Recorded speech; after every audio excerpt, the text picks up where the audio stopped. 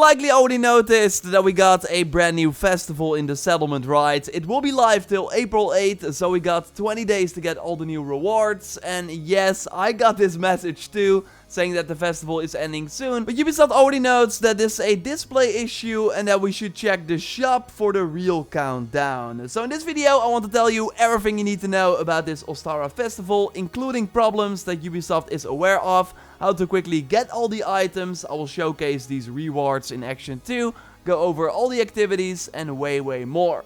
So if you like that, then a like on the video would of course really help me out. And let's go. First up, a quick reminder, if you want to participate in my current weekly Helix credit pack giveaway, then you can enter via the link in the pinned comment. For 2,300 credits is the giveaway. And these giveaways are only for subscribers of this channel. Good luck. You will immediately start the festival the moment you go to the settlement after having completed one story arc in England, so very early on. The May Queen mission though is only available after reaching level 3 with your settlement, so you have to do that first. There are 3 new missions in total. Like, I don't really count the one where you have to put settlement decoration on the different spots in your settlement, but totally do it because it will give you 50 tokens on top of the 20 you already get from Norvit the first time you talk with him. So then you already have 70 and you will need 990 tokens for every item in the shop.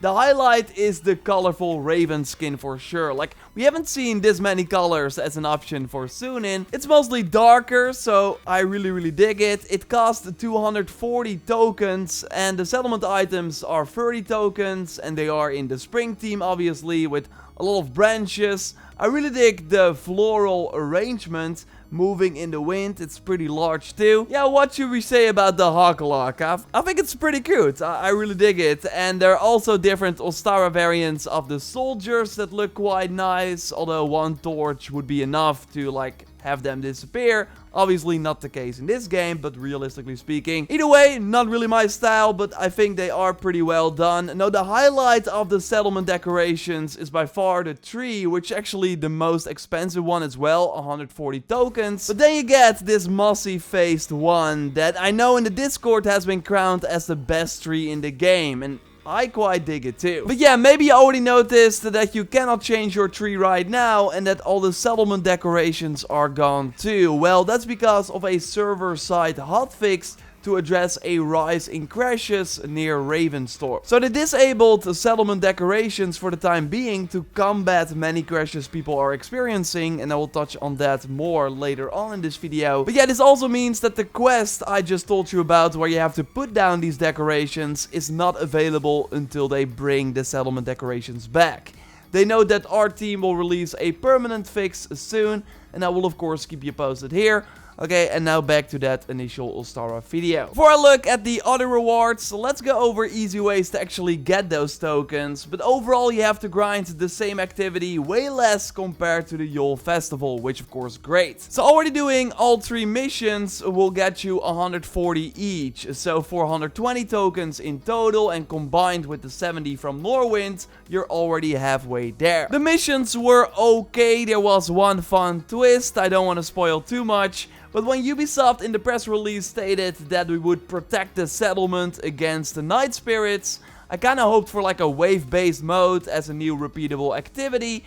But no, it was like a one-time, really easy thing. Only the egg hunt can be tricky though, like finding all the eggs in your settlement. So for that mission I made a quick separate video with like an easy run you can follow to get all the eggs and complete the mission like very easily. And I will leave a link to that video in the video description. So when you cleared all the one-time things, the rest of your time will be spent on the familiar mini-games from the Yule Festival that have now returned. But again, they did change things up. Apart from the drinking game though, that actually got a weird issue going on where the opponent Brown would turn his back on you and kind of drink air and then after the match walk away, so the camera gets all wonky. But yeah, I totally take that over the drunk glitch from the Yule Festival, where every time we spawned, we were of course drunk. Like, that is luckily not the case here with this Ostara festival. And this drinking challenge is not really worth it. You get like 10 tokens per time you do it. Now, if you want a faster way to get tokens, then the Archery challenge is still a good pick. Yes, the lady is back with the exact same lines, But now during the Ostara festival, we can take our frustration out on her in the brawl arena. So if you're like me, cannot hear her lines anymore, like you're over it, still do this activity once, because fighting her in the brawl arena, it feels good. Did I say that? Overall, there are 3 new opponents, by the way. All-Win is back after completing the egg quest, and also after winning all 10 rounds for the first time. The twins will be added when you do the brawl arena again. So then you will be fighting 2 enemies at once. Pretty cool. But more on that unarmed combat arena in a moment, because the archery challenge also has some changes. For one, 1200 is not the max anymore. During the Yule Festival, you could just stop if you reach that, because you would always only get 40 tokens. Well, not this time. If you now reach around the 1200, you get 25 tokens instead. And the By Odin's Eye, You Shoot Well lady also says that 1200 is not perfect anymore. No, that seems to be when you reach 1500 or more, because that is when you now get the 40 tokens. So they made it a little more challenging, which I like, and you now also get extra points if you hit all the targets before they trill. So you gotta be fast now for a higher score. The targets are also in different places, so while the activity is the same, it totally feels different compared to the Yule Festival. So yeah, if you got it down and get the 40 tokens each time, then you will still get all the rewards pretty fast. But there is a faster way right now, and that is because of the big improvements to the unarmed combat arena. You now namely get 10 tokens per round instead of the 5 we got with the Yule Festival, and it actually increases too, with the final 2 rounds giving you 20 extra tokens per round. But the idea is that if you lose, you get nothing. So in between rounds, you can back out and get the tokens, or bet on fighting the next enemy with, yes, the final round going up against the Goliath. I, by the way, have a cheese tactic for this one. Dodge and then do the light attack combo and immediately follow that up. So if you just chain this, then the Goliath will not be able to fight back. Your hands will hurt afterwards though. But yeah, the farm here is that you can just fight 4 rounds and then back out and get the 40 tokens. And this would also like cost you 2 minutes, just like the archery challenge. That's actually a great alternative. It is certainly more fun and maybe even better, because if you just like use my overall nuke tactic to nuke the stun bar and then get behind the enemy to charge up the left hand attack, then you will go through these rounds really fast. And all the footage you see here is of course on very hard. I'm using the Carolingian set because of the extra attack on a successful hit when a high health. So you build up this perk during the fight, which is great. But you get extra armor when you are low health. And this was a Twitch Prime pack, by the way. If you follow the channel for a while, then you likely claimed it right. I put some armor and health runes on it, and it was a pretty easy time. So instead of doing the farm tactic, it's of course way more fun to fully complete the brawl, and then you get 140 tokens in like 10 minutes or so. So it's totally a good and more fun alternative for getting all the necessary tokens. But yeah, the sad part is that I know a lot of you have issues during this brawl on PC, Xbox One and PS4. Many of you reached out to me with like screenshots of the game simply freezing. But yeah, that hotfix that removed the settlement decorations should have fixed this, or at least made it so that less people are thrown back to the console dashboard,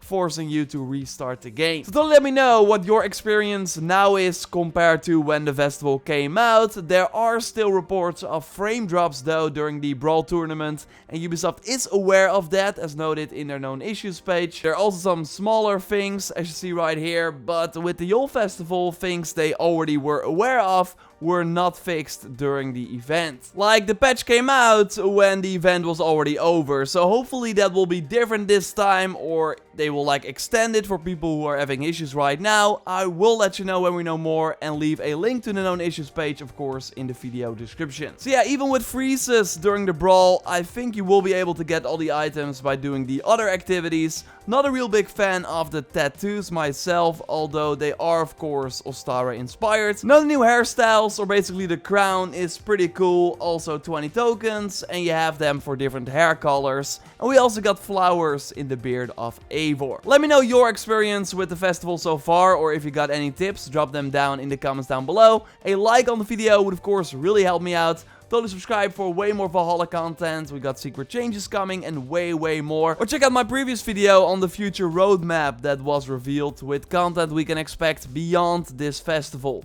You can watch that by clicking on the screen, or I will link to it at the end of our photo mode showcase. You can of course send in your shots to the Valhalla Raptor hashtag on Twitter, or via my dedicated pictures channel on the Discord, which you can enter via the link in the pinned comment, accept the rules, and then you are able to post. Okay, Joyce, come in. You of course selected 3 shots from the community, so I'm curious, which one did you select this time? What's up, everyone? Let's start with Sketchums over on Discord, who used the Altair outfit on Eivor, using the Draugr mask for an extra creepy effect. Love that you can use the masked headgear underneath the hood to give this like glowing eyes effect underneath. Imagine Eivor sneaking up on an enemy now. Yeah, we tried and showed multiple like different versions of the masks you could use, but we totally missed this one. It's pretty creepy indeed. If the like regular Altair would see this, he would like turn around in his grave, I think. Up next is Ember Gaming over on Twitter, who got her Eivor in a very awkward situation, trying to use social stealth while in a group of monks. However, looking at the expressions on their faces, I think she wasn't careful enough and they caught her in the act. Very funny meme shot. Yeah, I know a funny meme for this as well, but I'm gonna keep that for myself. Oh. And finally, we got Richard Green, also on Twitter, who found a new animal companion, or not, looking at the way the hen is aiming for Eivor's head. Love how the colors are focused on it, instead of Eivor and the enemy, to give it more attention. Yeah, thanks for watching, of course, sending your shots, and then maybe you are in the next video. Subscribe for more Valhalla content, and also check out our previous video on the big roadmap that Ubisoft revealed by clicking on the screen. For now, we'll speak to you next time, and goodbye! Goodbye!